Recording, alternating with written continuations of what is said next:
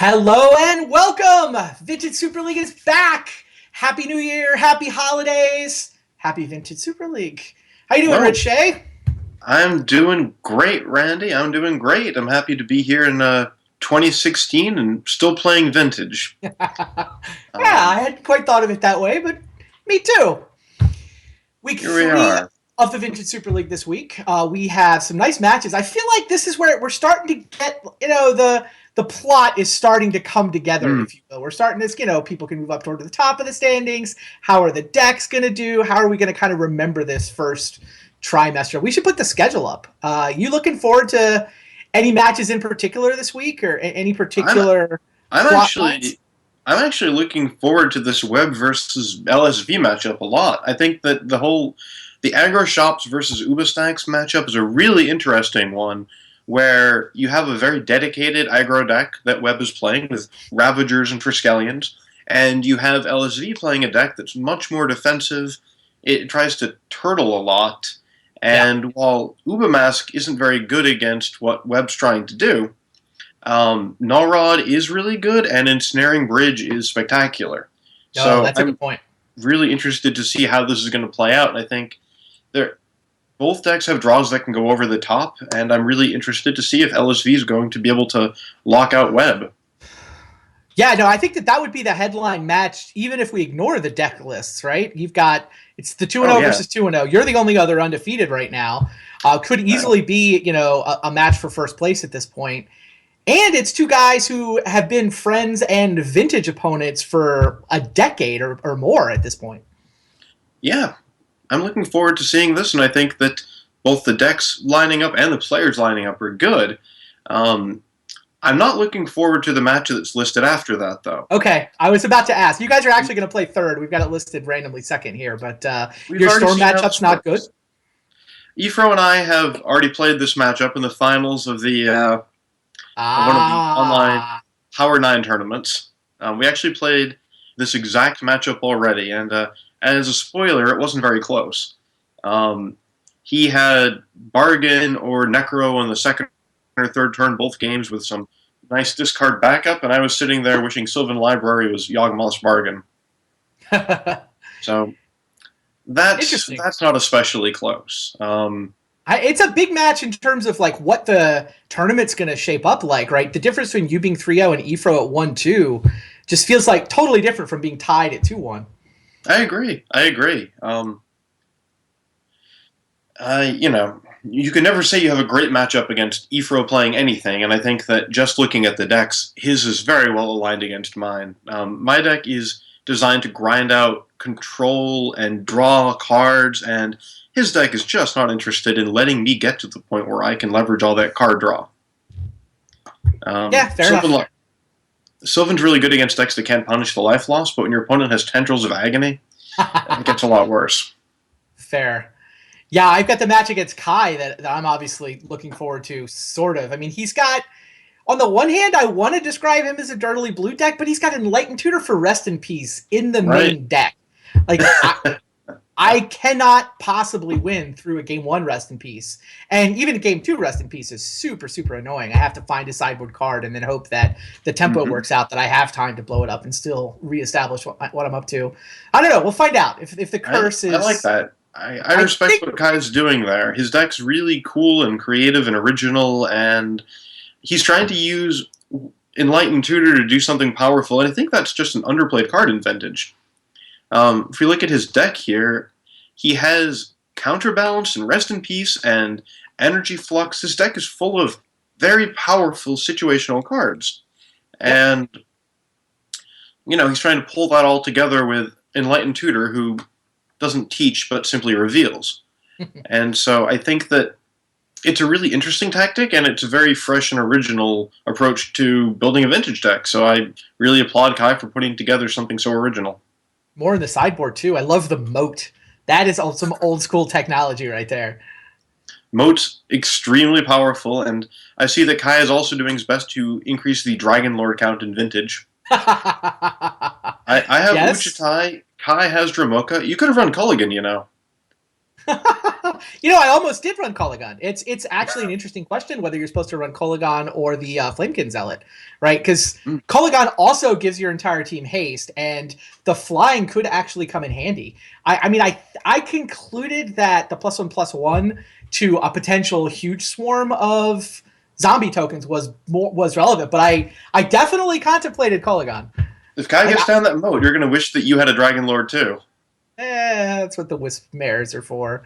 But yeah, no, it's true. I saw the moat. I'm like, maybe I should have gone Kolaghan. But I don't think that's how that match plays. We'll see. Could play out that way. You just want the Dragon Lord count to go higher and higher, huh? Well, yeah, of course. Who doesn't like Elder Dragon Legends, right? True story. So we are going to kick off, like you said, with the match between Luis and David. Yeah, I saw some people in the chat. I'll throw my congratulations in too. Luis did announce that he and his wife are expecting a child. So congratulations to Luis. Congratulations, LSV. That's fantastic. That's wonderful. Kids are awesome. Yeah, really happy for him.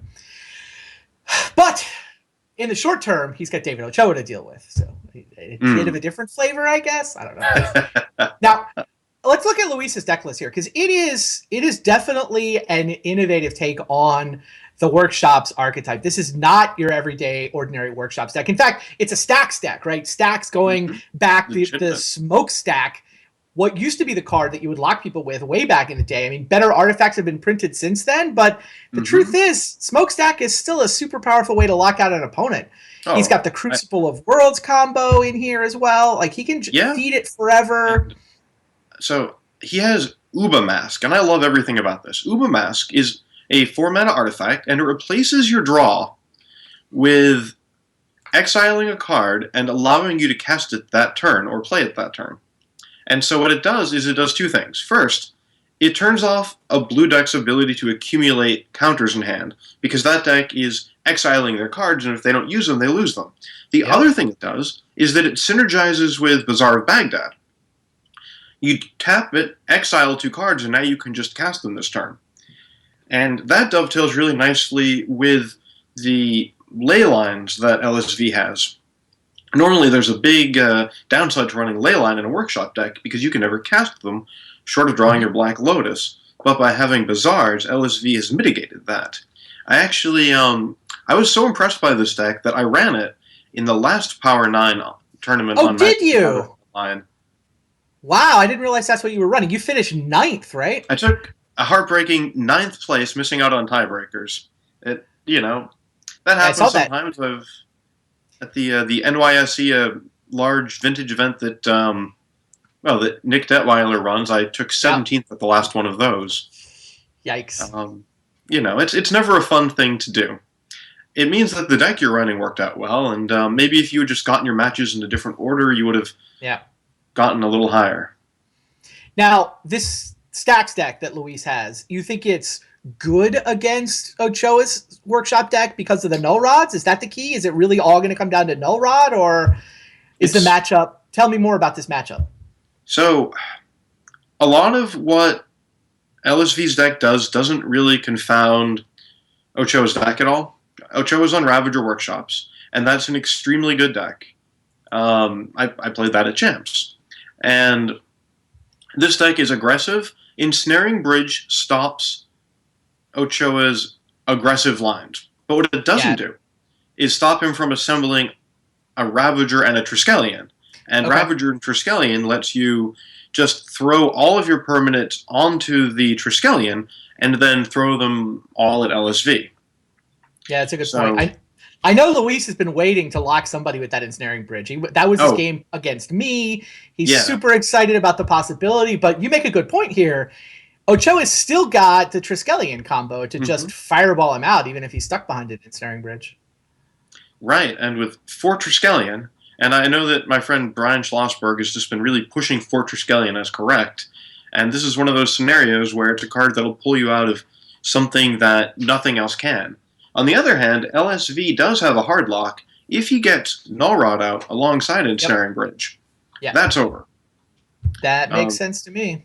This deck can't actually answer that, and LSV's deck, one of the other uses of Bazaar of Baghdad, besides pitching extraneous ley lines and fueling Uba Mask, is that you can make sure that you never choke on cards while you have an ensuring bridge out.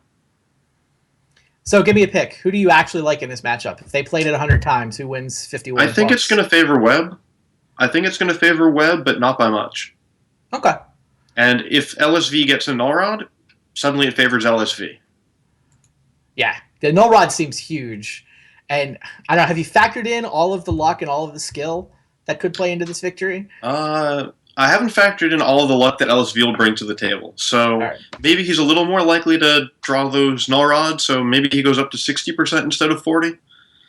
It's going to be close either way, and I'm really looking forward to watching this. Yeah, this should definitely be a fun one.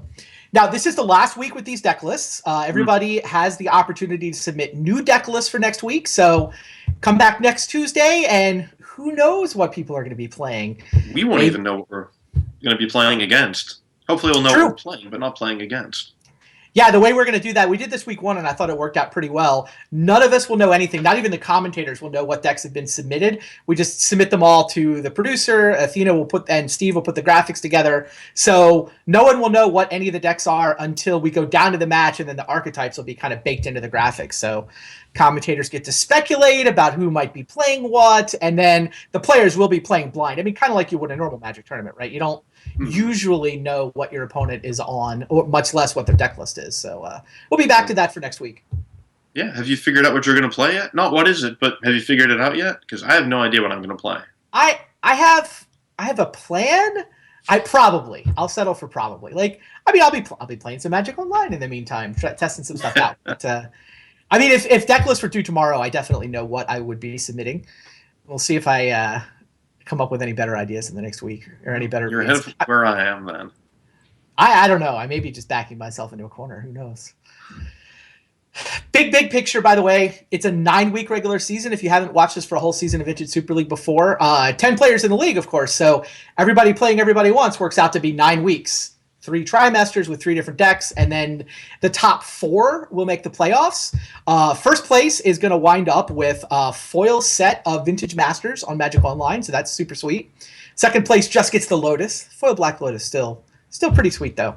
The way that playoff works is that the 3 seed plays the 4 seed, the winner of that plays the 2 seed, the winner of that then plays the number 1 seed. And all those playoff matches, people have to bring 3 different decks.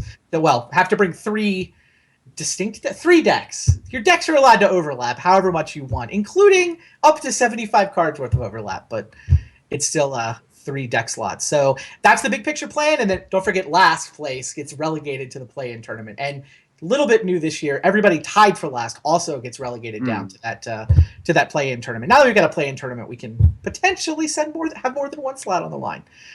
But enough looking forward. Time for match number 1. Let's get down to the action.